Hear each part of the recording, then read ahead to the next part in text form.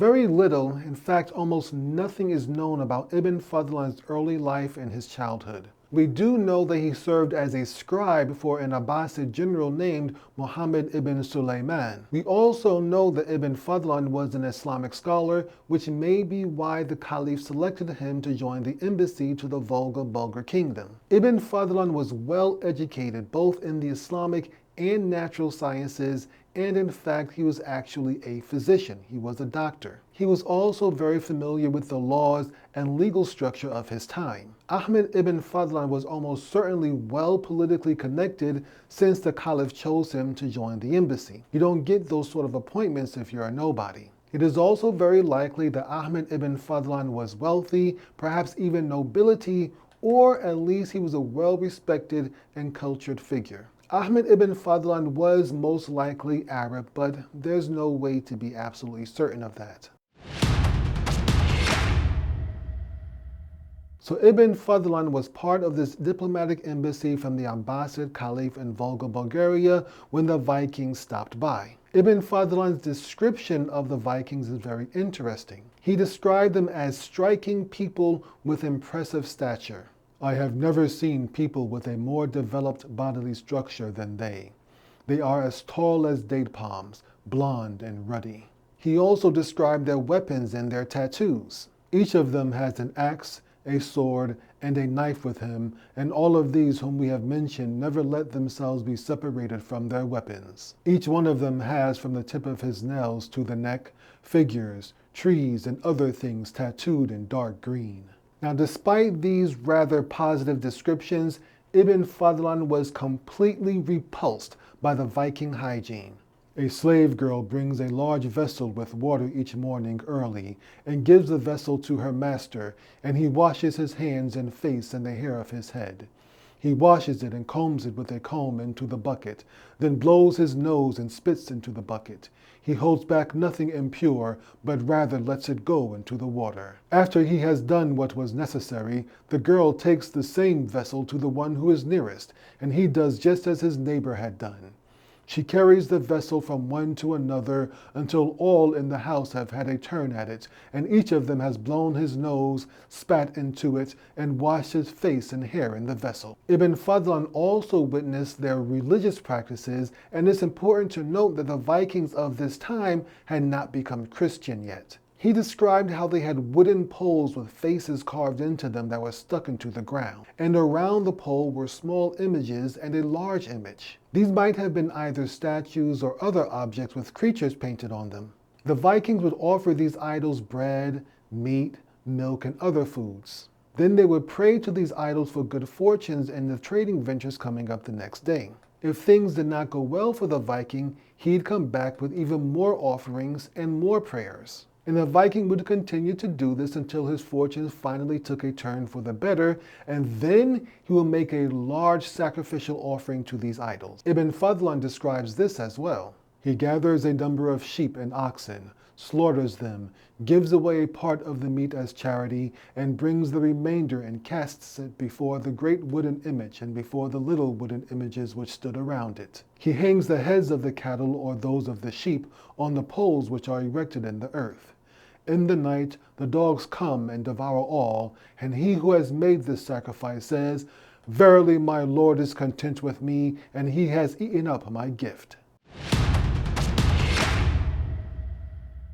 Ibn Fadlan devoted much of his Risala to describing the funeral ceremony for one of these Viking noblemen. He had heard about these Viking funerals from the Bulgar nobles that he was visiting, and he was curious to see one of them. Now, a poor Viking's funeral was very simple. He was simply placed in a boat and cremated. But the death of an important Viking, like a noble Viking, that required a much more elaborate ceremony. Well, Ibn Fadlan finally got to witness one of these elaborate ceremonies when one of the Viking chieftains died while at Volga Bulgaria. According to Ibn Fadlan's Risala, the dead Viking chieftain's body was placed in a shallow grave for 10 days. During this period, the Vikings prepared the dead man's funeral attire. An old woman, whom the Vikings called the Angel of Death, oversaw most of these preparations. The other Vikings also gathered the dead man's wealth and belongings and split them into 3 parts. 1/3 was for the dead man's family, 1/3 was paid for the dead man's funeral clothing, and then 1/3 was used to pay for the mead. Based on the description in Ibn Fadlan's Risala, it seems like mead was critical for the funeral celebration. Mead is an alcoholic drink made from honey. Ibn Fadlan described how frequently the Vikings drank their mead. They drink the mead to insensibility day and night. It often happens that one of them dies with his beaker in his hand. One of the more interesting parts of the Viking funeral was that they needed a volunteer for ritual murder. Basically, the family of the deceased man asked if anyone wanted to volunteer to die with the dead chieftain. Either a young man or a young woman was expected to volunteer, but it was usually a young woman. Now, once they volunteered, once they made that commitment, there's no backing out. They couldn't change their mind. 2 young women were assigned to follow the volunteer from that point on until the funeral was complete. So when someone does volunteer to die with the dead man's family would continue with the funeral preparations while the volunteer would drink and party every day and every night until it was time for the final deed. Well, a young woman did volunteer and she did party, and eventually the day of cremation came. Ibn Fadlan witnessed the whole thing and described it in his Risala. He wrote how a ship was brought out of the water onto the shore, then placed on a wooden prop. Then the Vikings placed a couch or a bed of some sort with fancy fabrics and pillows on the ship. When all that had been prepared, the Vikings would go dig up the dead man from his shallow grave where he'd already begun to decompose. Then they took off the clothes that he had died in and dressed him in the funeral attire that had been prepared for him. They placed the dead man in a tent on the boat and then began filling it with all sorts of food and other offerings. Going back to Ibn Fadlan's Risala, they also brought bread, meat, and onions and strewed them before him. Then they brought a dog, cleft it in 2 halves, and laid it on the boat. Thereupon they brought all his weapons and laid them by his side. Then they took 2 horses, drove them until they perspired, then cleft both of them in twain with a sword, and laid their flesh in the boat. Then they brought 2 cows, cut them in 2 likewise, and laid them in the boat. Then they brought a cock and a hen, killed them, and threw them into the ship. Afterwards she was brought outside, and the Viking lifted her up 3 times. And each time she was lifted up, she made a declaration. Ibn Fadlan also wrote about that. Thereupon I asked the interpreter what her actions meant. He said, when they raised her up the first time, she said, "Behold, I see my father and mother." The second time she said, "There I see all my deceased relatives sitting." The third time she said, "There I behold my Lord sitting in paradise, and paradise is fair and green, and around him are men and servants. He calls me, bring me to him." Well, after those declarations, the young woman was led to the boat. She took off her arm and ankle ornaments and jewelry and gave them to the daughters of the old lady, that is, the angel of death. Then they lifted her onto the boat, but did not allow her into the tent just yet. While she was waiting on the boat, a group of men carrying shields and wooden staffs gave her even more mead to drink. She drank 2 large beakers of mead while singing for a long time. Ibn Fadlan, however, wrote that the young woman was starting to look a little nervous and unsettled, like she wasn't really ready for what was about to happen. I then saw how disturbed she was. She wished to go into the tent, but put her head between the tent and the side of the boat. Then the old woman took her by the head, made her go into the tent, and also entered with her. The men who had given her the drink began beating their shields with the wooden staffs. This made a loud noise that was meant to cover up the sounds coming from inside the tent on that boat. Whereupon the men began to beat their shields with the staves so that her shrieks would not be heard, and the other maidens become terrified. Then they placed her beside her dead lord. 2 men seized her by the feet and 2 by the head. Then the old woman placed a rope in which a bight had been made and gave it to 2 of the men to pull at the 2 ends. Then the old woman came to her with a broad-bladed dagger and began to jab it into her ribs and pull it out again, and the 2 men strangled her until she was dead. And so, with the young girl dead, the Vikings began to prepare the wood to burn the ship. Then the people came with kindling and other firewood, each having a brand burning at the end, and laid the stick in the pile of wood. Fire then spread through the wood and spread to the kindling, the boat, the man, the maiden, and everything that was in the boat. A strong and violent wind sprang up, through which the flames were fanned and greatly enhanced. And as they were watching the boat burn, one of the Vikings struck up a conversation with Ibn Fadlan. During this conversation, he criticized the way the Arabs and the Muslims and most people in the world bury their dead. He said, "They, the Arabs, are stupid."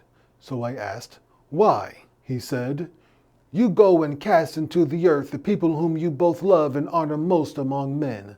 Then the earth, creeping things and worms devour them. We, however, let them burn for an instant, and accordingly he enters into paradise at once in that very hour.